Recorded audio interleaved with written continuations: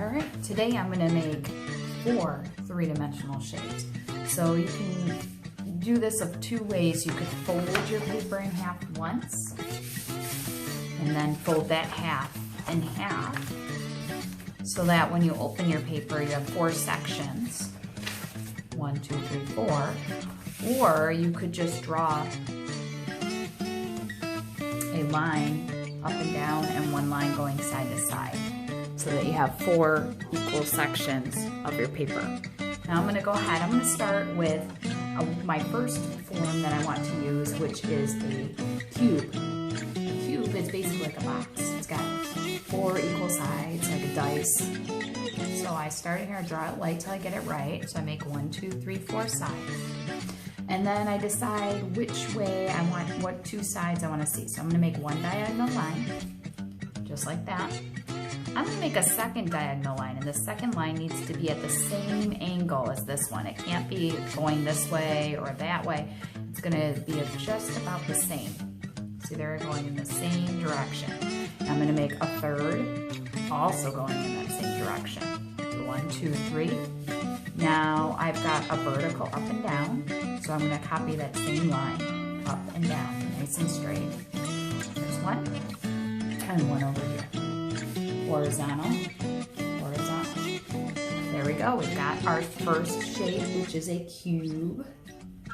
And if you want to be fancy, you can kind of hold the side of your pencil and do a little shading. Because a lot of times with real shapes and forms, they're going to have light that shines on them.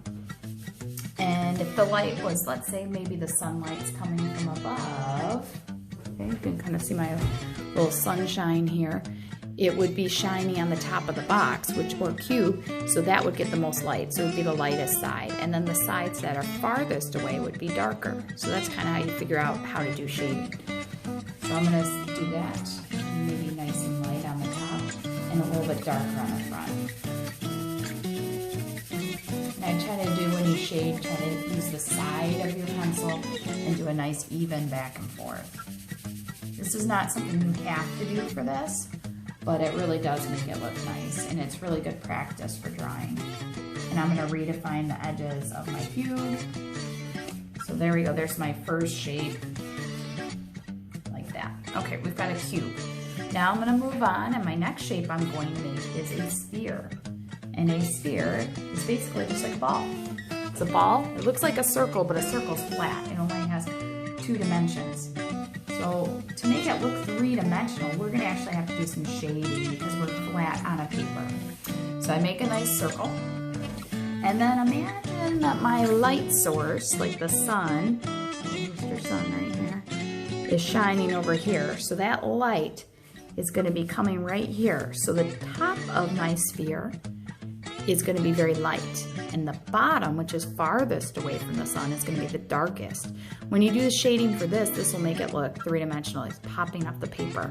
And because a ball or a sphere is a curved shape, we're going to have to make our shading lines kind of curved too, like it's actually on a curvy shape. So what I'm going to do is I'm going to put a very light line like this, kind of curving the same curve as this bottom here, and then I'm going to shape. And I'm going to go kind of light. And as I get to here, I'll do the same amount of shading. And to make it darker, I'm going to press harder. Because this is getting farther and farther away from the light, it's going to get darker and darker. And I can kind of round it off, make it even darker at the bottom. And that again makes it look a little more 3-dimensional, and then I can go through and re-outline my shape. So there we go, there's a sphere. And then we're gonna do another shape here. Next shape right here is going to be a triangular prism. Very cool. It's kind of like when you go camping, like a tent. So I make myself a triangle, 3 sides, 3 points. And this one is gonna be quite similar to the cube that we did. So we're gonna make one kind of diagonal line coming up. And we're gonna make a second diagonal line exactly going on the same angle. An angle is how far it goes up or down. On the same angle, try to copy it. There we go. So same angle, And then we have a slanted vertical line. So I'm gonna copy that slant, just like that.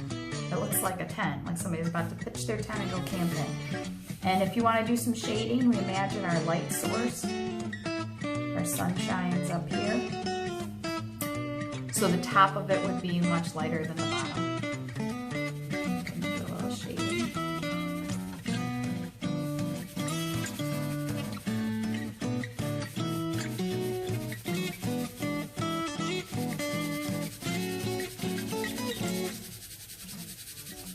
I try to get it even back and forth. This is really good practice for this. And then I can always go back over that and go darker. Sometimes you could just practice just on a piece of paper, just going back and forth and not even making shapes or anything. And that's very good practice for learning how to shape too and getting that hand control. It's a lot of control when you're shading. All right, so there is our triangular prism. All right, now our last shape that we're gonna make today is a cylinder, and this is a very popular shape that you'll see, and you'll probably see this in many different ways. So you make a cylinder, and that's kind of like a pop can or a can of soup. I make 2 straight lines, okay? And I make what I call an ellipse. It's like a little hot dog.